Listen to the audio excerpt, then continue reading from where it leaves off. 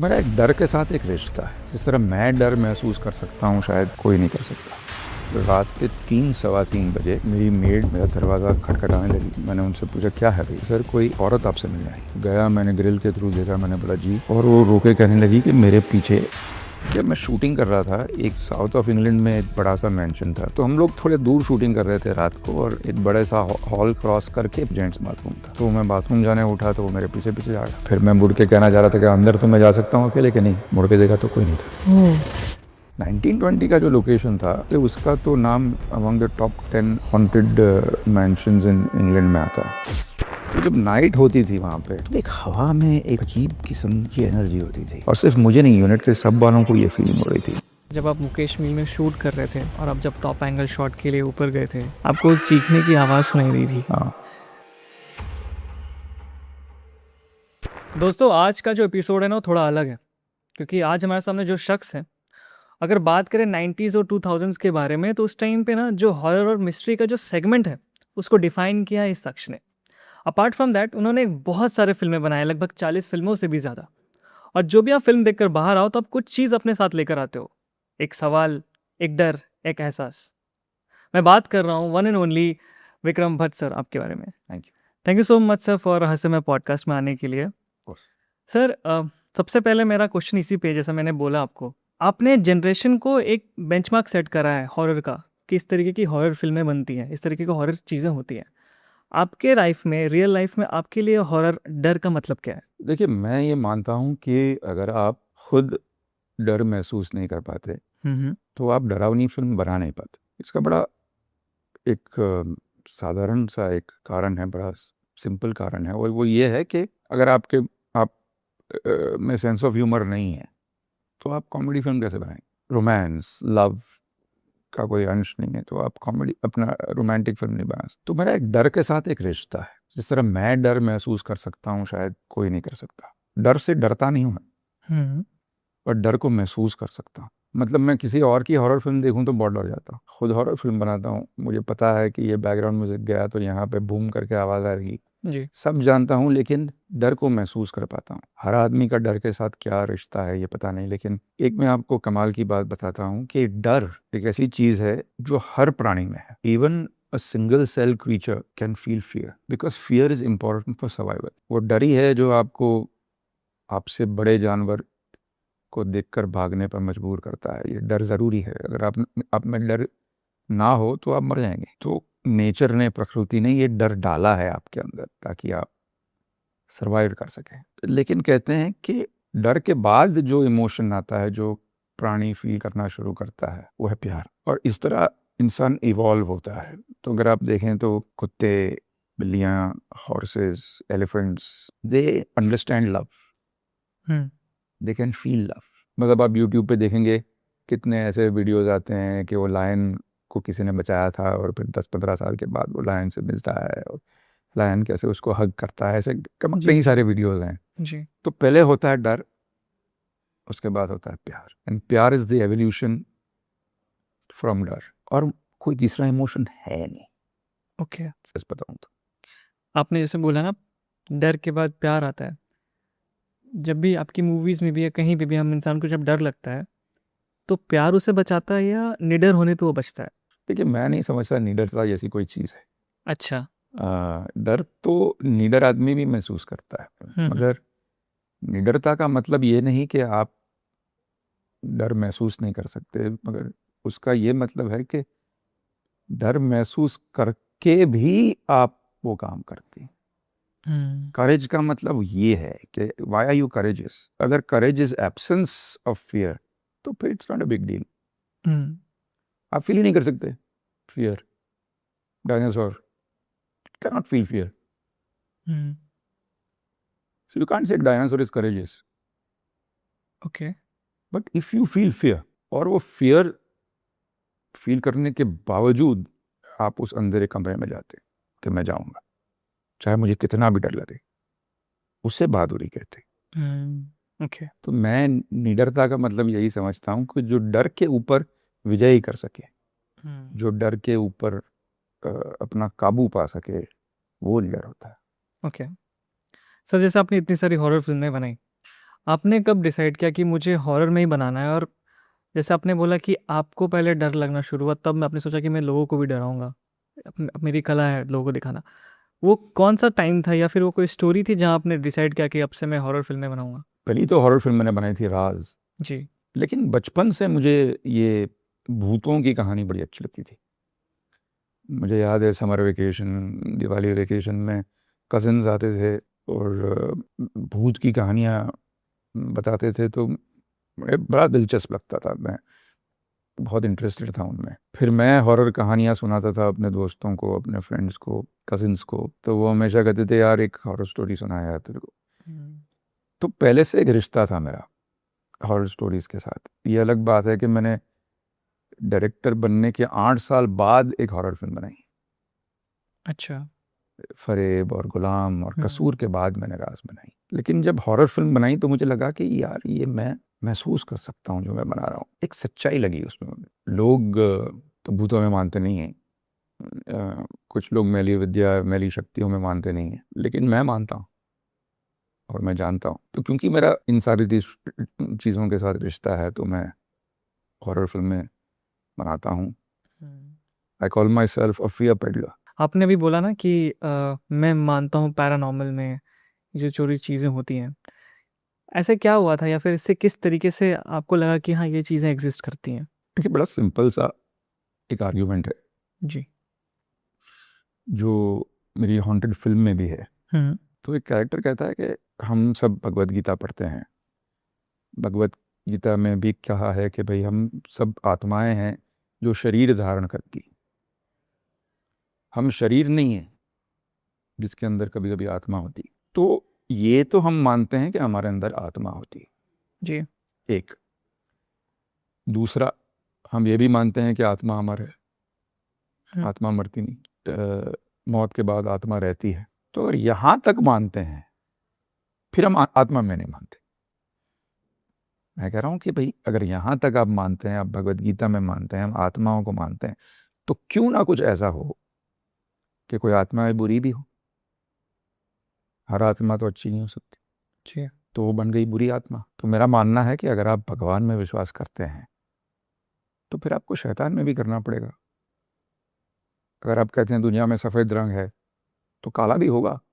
बिल्कुल। नंबर 2 है तो नंबर 1 कहीं ना कहीं तो होगा। जी। तो अगर शैतान है तो भगवान है, अगर भगवान है तो शैतान। तो फिर आपको क्या लगता है आफ्टर डेथ के बाद कहाँ जाती होगी आत्मा? जैसे आपने बोला कि आत्मा तो नहीं मरती है, तो आपके लिए पुनर्जन्म का कॉन्सेप्ट किस तरीके से इम्पैक्ट करता है? मुझे नहीं लगता मेरा पुनर्जन्म का कॉन्सेप्ट कोई जानना चाहता है, क्योंकि लोगों को लगता है कि मैं फिल्म डायरेक्टर हूँ और फिल्में बनाता हूँ। मैं क्या मानता हूँ कि मरने के बाद क्या होता है नहीं सर, उस आपकी पे फ़िल्में ऐसी किसी बन को कुछ खास इंटरेस्ट होगा नहीं, नहीं सर, और होगा तो भी मानेंगे नहीं, मतलब तुमको क्या मालूम। नहीं सर, मैं बिल्कुल जानना चाहूँगा क्योंकि आपके जिस तरीके की स्टोरीज़ होती है मुझे बहुत पसंद आता है आपका जिस तरीके से प्रेज़ेंटेशन होता है चीज़ों को लेकर। तो मैं आपका तो एक थॉट जानना चाहूँगा इस पे। मुझे लगता है कि हम लोग यहाँ इस धरती पर आते हैं हुँ। कोई सबक सीखने के लिए, हमारे अपने आप को किसी तरह से इम्प्रूव करने के लिए, जी। हमारे सोल को। कोई तो जैसे कहते हैं लोग कि यार ये ज़िंदगी का मकसद क्या है, ज़िंदगी का क्या कारण है। मैं समझता हूँ कि ज़िंदगी का कारण सिर्फ ये है कि आपकी जो आत्मा है वो, उसने ये ज़िंदगी और इस ज़िंदगी के उतार चढ़ाव, इस ज़िंदगी के सुख दुख चुने हैं। हुँ। वो इसलिए चुने हैं क्योंकि वो उससे कुछ सीखना चाहती है। जैसे मैं हमेशा दीवार फिल्म का एग्जाम्पल देता हूँ कि अमिताभ जी हैं, शशि कपूर जी हैं, उनके फादर के साथ एक बड़ा बदकिस्मत हादसा होता है और वही हादसा एक को इंस्पेक्टर बनाता है और वही हादसा एक को क्रिमिनल बनाता है। जी। तो ये सीख है आत्मा की कि आप तो भूल गए हैं कि आप क्या सीखने आए हैं, लेकिन आपके साथ जब कुछ घटना घटती है तो आप गैंगस्टर बनेंगे या पुलिस ऑफिसर बनेंगे, ये आपके ऊपर है। और यही परीक्षा है। हुँ। इसलिए कहते हैं इतनी शक्ति देना दाता, मन का विश्वास कम ना। कमज़ोर ना होना। कुछ भी हो जाए, ये मैंने चुना है और ये मेरी परीक्षा है और ऊपर वाला मेरे साथ है, ये जानना जरूरी है। जी। बहुत बढ़िया सर आपका पर्सपेक्टिव है इसको लेके तो। मुझे मैंने आपका एक इंटरव्यू देख रहा था जहाँ पे आपने बताया था जब आप मुकेश मील में शूट कर रहे थे जी। और आप जब टॉप एंगल शॉट के लिए ऊपर गए थे, आपको एक चीखने की आवाज़ सुनाई दी थी। हाँ, मुकेश मिल्स के बारे में बहुत बहुत ही कंट्रोवर्शियल, अफवाहें हैं या बहुत ही कहानियां हैं। जी बहुत कहानी है। मुझे एक्चुअली मतलब उस टाइम पे आप क्या फील कर रहे थे जब आपको वो चीखने की आवाज़ सुनाई दी, फिर किसी ने चुप होने को कहा था? तो मैं समझता हूँ कि हर इंसान में ये ताकत है कि वो अपने आसपास कोई अजीब एनर्जी है वो गेज कर सकता है। मैं आपको एक उदाहरण देता हूँ। हम्म फॉर एग्जांपल, आपके किसी दोस्त ने और उसकी वाइफ ने आपको खाने पे बुलाया और आप घर में एंटर करते हैं उनके घर में। वो भले आपको स्माइल करके हंस के इनवाइट कर रहे हैं, बिठा रहे हैं, मेहमान नवाजी कर रहे हैं, लेकिन अगर उनके बीच में झगड़ा हुआ हो तो यू कैन फील इट। हम्म, यार कुछ सही नहीं लग रहा है, कुछ जी टेंशन है हवा में। जी। ये सिर्फ मैं या कोई अ, चुने हुए लोग ही फील नहीं करते, ये आम लोग फील करते हैं टेंशन कि भाई क्या है, प्रॉब्लम क्या है। माँ बाप को तो फट से पता चल जाता, क्या भाई क्या प्रॉब्लम है। हम्म। उखड़ा पड़ा नहीं नहीं माँ मैं तो ठीक हूँ, नहीं ठीक नहीं है। ये क्या सेंस है? ये सेंस है सिक्स सेंस जो हमारे अंदर है। वही सेंस जो है वो हम्म, हमें पैरानॉर्मल, सुपरनैचुरल फील कराती है। लेकिन क्योंकि आप उसे देख नहीं सकते और लोग कहते हैं कि साइंटिफिकली जो बात प्रूव नहीं होती वो होती नहीं, तो हम या तो चुप रह जाते हैं या मानते नहीं हैं। लेकिन कहीं अंदर से मन ही मन में हम बिल्कुल विश्वास करते हैं।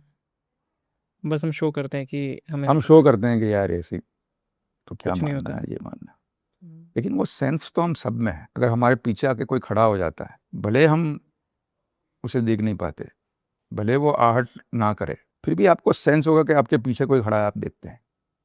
हम्म, वो क्या सेंस है? तो हम में वो सेंस है, हम वो डेवलप नहीं करते।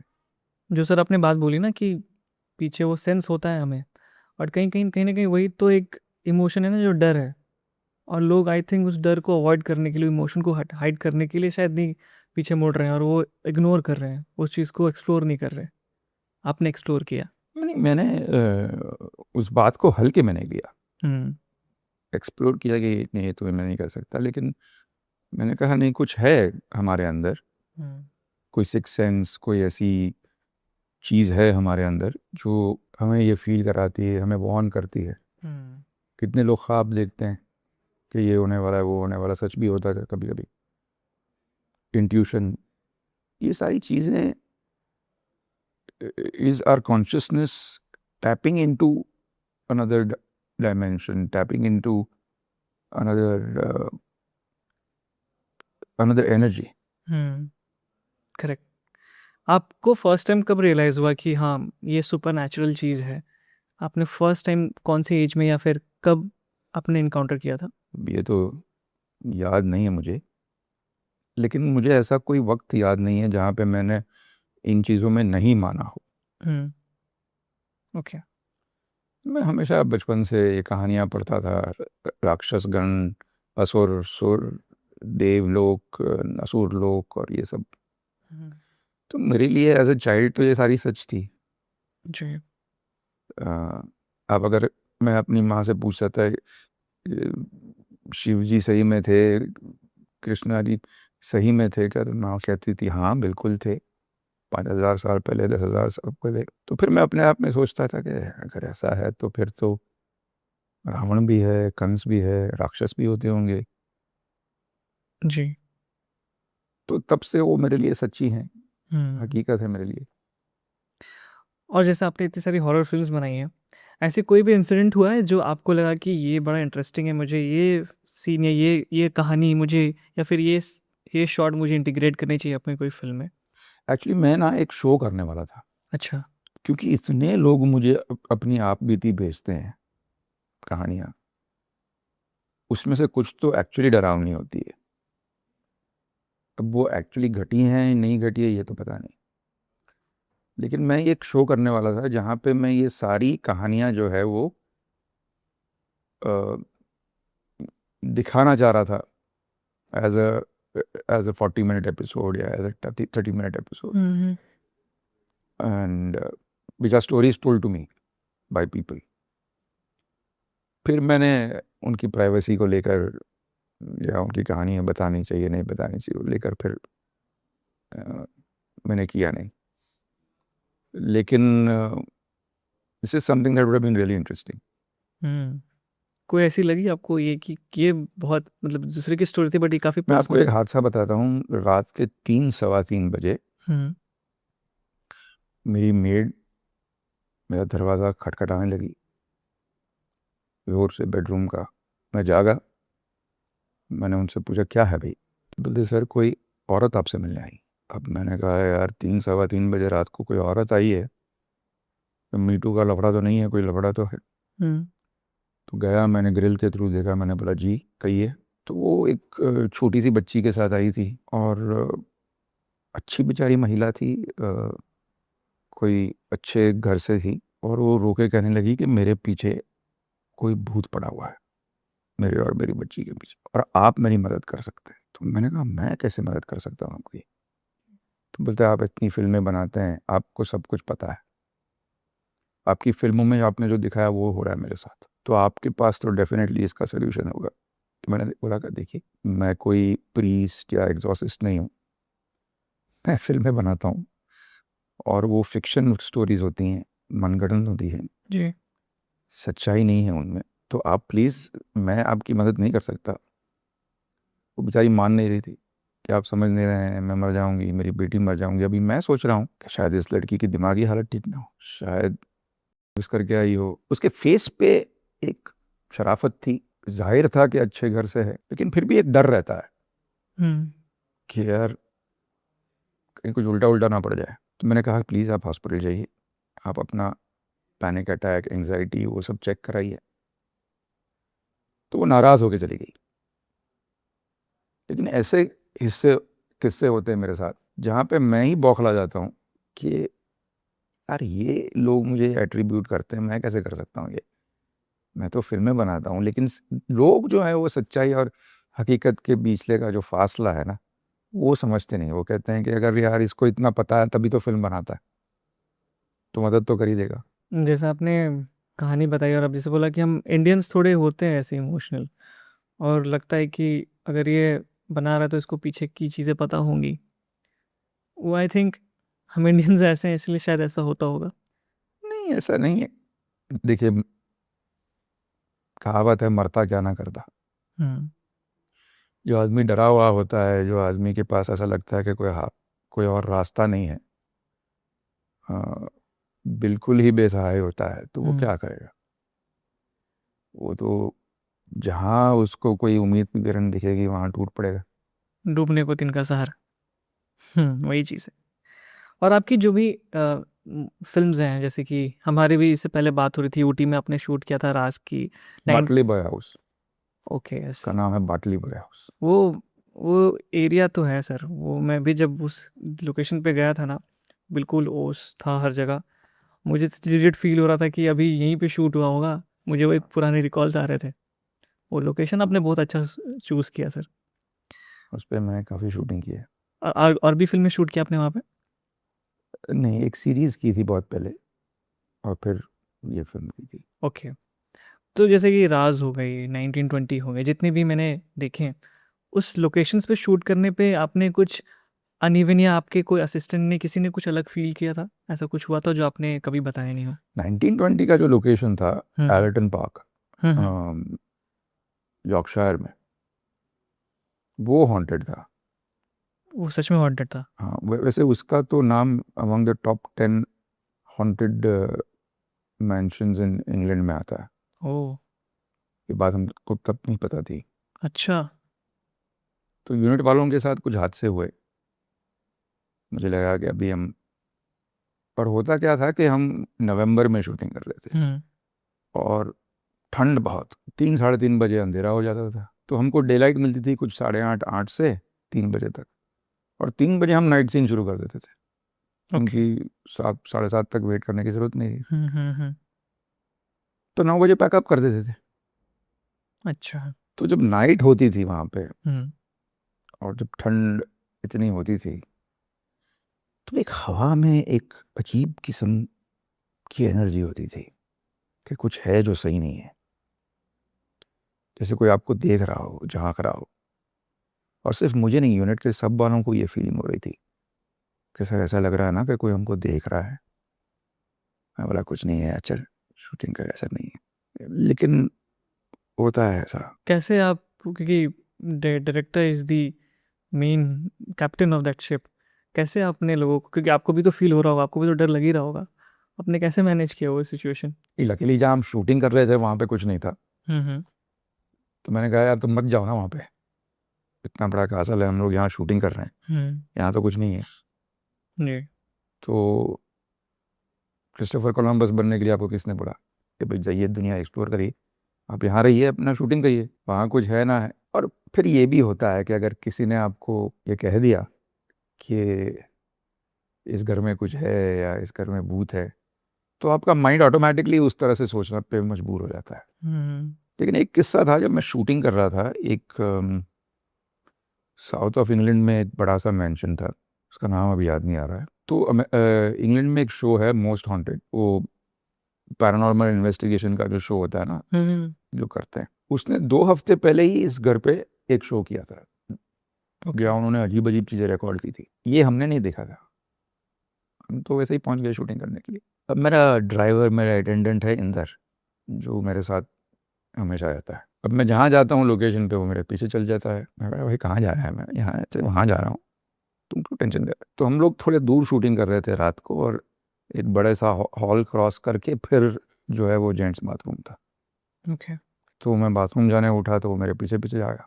मैं मुड़ के कहा भाई मेरे को बाथरूम तो जाने दे, तेरी ज़रूरत नहीं है मुझे, मैं चला जाऊँगा। तो ऐसा देखा, फिर मैं मुड़ के निकल गया, और मैं पीछे पीछे आ रहे हैं, मुझे आहट सुनाई दे रही। मैं बोला यार ये मानेगा नहीं।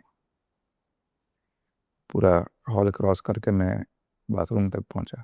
फिर मैं मुड़ के कहना चाह रहा था कि अंदर तो मैं जा सकता हूँ अकेले, कि नहीं, मुड़ के देखा तो कोई नहीं था, ओह। कोई था ही नहीं। मतलब मैं सोच रहा हूँ इंदर मेरे साथ आ गए, इतनी ज़ोर से आहट सुनाई दे रही।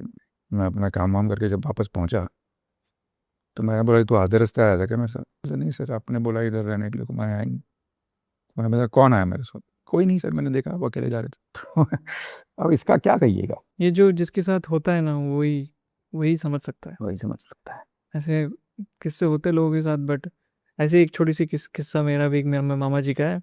वो ऐसे ही गाँव में रहते हैं, शहर से काम करके आ रहे थे। तो बेसिकली शॉर्टकट के लिए खेतों से थ्रू आप आ सकते हो, बट और बहुत कुहासा था, दिसंबर का टाइम था।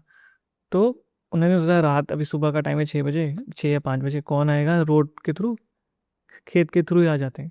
और वो खेत के थ्रू जब आ रहे थे, उनको एक औरत दिखी कि यहाँ से मत जाओ। और ये बोले तू कौन है, नहीं मेरे को फ़र्क नहीं पड़ता, बोले नहीं मत जाओ। तो पता नहीं उनका क्या मन किया, वो रोड पकड़ कर ही गए। नेक्स्ट डे पता चल रहा है कि उसी उसी खेत के उस एरिया के आगे हुआ था। वही। और उन्होंने उनको बचा लिया, बोले कह रहे मैं उधर ही यार था, एक औरत मिली थी मुझे। और उसके बाद में जब आया तो पता चला उस एरिया में ऐसा हुआ था। अभी कहानी में ट्विस्ट ये होता अगर वो औरत का ही खून हुआ होता। हाँ। ये होती है फिल्म, करेक्ट। और वो होती है सच्चाई कहानी। सच्चाई। ये डिफरेंस है। सही से। वही सब कहानी की बात हो ही रही है, तो सर हॉन्टेड जो आपकी मूवी आ रही है, इस मूवी में कुछ आपने इस तरीके का एक्सपीरियंस किया? नहीं, इस तरह का एक्सपीरियंस तो कुछ क्या नहीं है। ये, और इसमें लोगों के लिए क्या नया होने वाला है इस बार? एक तो इसमें 3D बड़ा नया है। इसमें हमने इतनी इफेक्ट्स डाली हैं लोगों के मनोरंजन के लिए, जी। ऐसे ऐसे डर की सिचुएशंस डाली हैं। और हमेशा की तरह मेरी ये कहानी भी जो है वो एक बहुत ही अलग, बहुत ही खूबसूरत लव स्टोरी। हम्म। मैं तो कहूँगा बहुत स्पिरिचुअल कहानी। अच्छा। बिल्कुल, आप देखेंगे तो आप भी शायद मानेंगे मेरी बात। बिल्कुल बिल्कुल सर। तो बस उम्मीद करता हूँ कि सब लोग देखें और पसंद आए। नहीं बिल्कुल देखेंगे, मेरे तो एक्चुअली जब मैंने ट्रेलर देखा, जो आपने एलिमेंट्स बोले ना, वो दिख कर आ रहे थे, मुझे भी इंटरेस्टिंग लगा आपका। जी जी। अपार्ट फ्रॉम दैट मैं ये जानना चाहूँगा कि हॉलीवुड में जितनी तरीके की फिल्में बनती है, कॉन्जरिंग हो गया, नन हो गया, आप उनसे कितना इंस्पायर हैं? उनसे इंस्पायर बिल्कुल नहीं हूँ मैं, क्योंकि हमारा जो आर्ट फॉर्म है ना, हम्म। इंडियन हॉरर, वो अपने आप में एक बड़ा अलग आर्ट फॉर्म है। ओके। यहाँ पे अगर आप 1.5-2 घंटे की ओनली हॉरर फिल्म बनाएंगे जैसे हॉलीवुड में बनाते हैं तो मुझे नहीं लगता कि लोग इतना पसंद करेंगे, क्योंकि यहाँ लोग जो हैं वो एक लव स्टोरी, एक इमोशनल स्टोरी, एक इमोशनल स्पाइन चाहते हैं पिक्चर में। जी। वो नहीं चाहते हैं कि बिगिनिंग से एंड तक बस आप डराते रहो। तो वो मैं कहूँ it's a different art form. Sir मैंने जितनी भी आपकी फिल्मों में देखा है कहीं ना कहीं हॉरर तो होता ही है बट एक रोमांटिक एंगल ज़रूर होता है।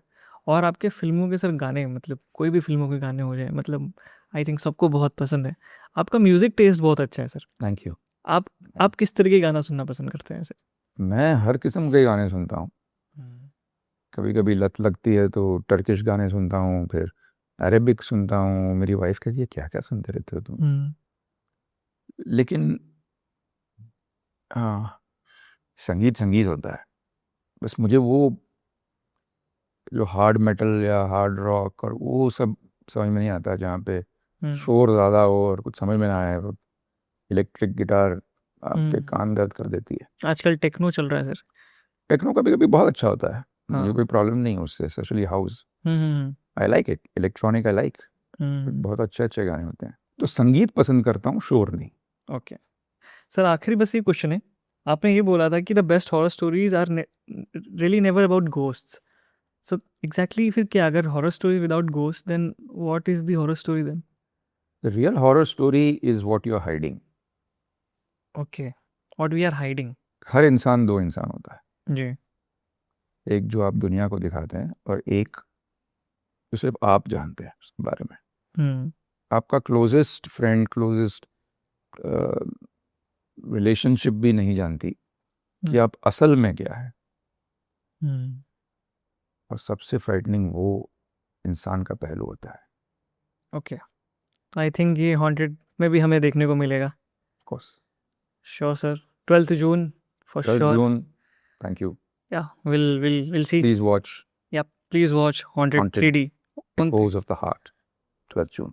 Okay, thank you so much sir for the रहस्यमय पॉडकास्ट आने के लिए, बहुत बहुत धन्यवाद। आई होप आपको भी अच्छा लगा हो। Yes, yes. I'm sorry I was a little rushed. या no worries, I understand sir. परसों रिलीज है तो यस यस।